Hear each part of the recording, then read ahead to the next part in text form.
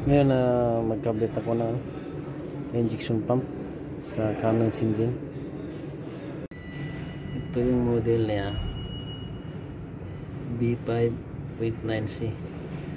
Parehas lang to sa ano, yung same lang to sa 6C 8-8.3 na makina. Ayan. Same lang yung ano, injection pump ng pagta-timing. Ito galing ng calibration to. Kung calibrate yan. Ito may ano sa dito. Ayan, may plastic na parang pin, timing pin yan. Ayan, kung manapansin mo parang may ano dito. Katla. Ito. Tusok natin dyan. Ayan, ibig sabihin pumasok yan. Ibig sabihin tama sa timing yan. Ayan, pag ganon hindi siya papasok sa loob. Ikutin mo ganon, pasok siya.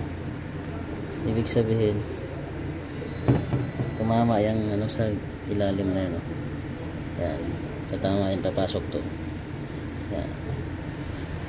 Tapos dito naman sa ano, sa camshaft. Yan, makikita nyo yan. Ito, yung butas na to yan. Tinanggal ko lang to yung timing pin niya. Kasi puputol kasi ito pag ano, pag papasok dyan tapos maikot mo.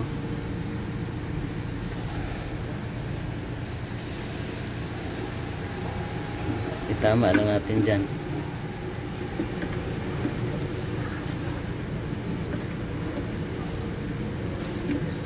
Yan, ibig sabihin tama yan. Tapos gilawin natin yung rocker arm.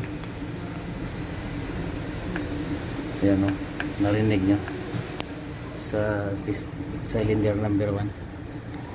Ibig sabihin nakatap tayo sa uno. Binuksan ko lang to gawa ng naikot kasi to nung pag higpit namin dyan sa crankshaft sa crankshaft pulley.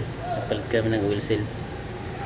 Kaya sinigurado kong hindi naka layo yung ano, yung timing niya. Yan lang, kung pagtanggal mo dito, kung ano,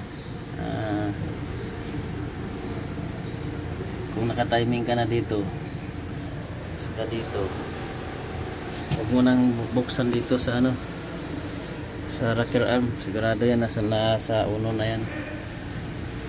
Yan lang po, share ko lang yung ano ko, experience ko dito. Ito ang model B5.9-C. Yan lang po. God bless everyone. Ingat kayo lagi. Pagkatapos palang i-timing to, tanggalin mo to siya, tapos baliktarin mo. Ayan, para hindi to siya mabasag kasi nakapasok to yung camshaft dyan, iikot yan eh. Kaya baliktarin mo to, saka mo to ilagay. Ayan, pwede na yan ikabit natin.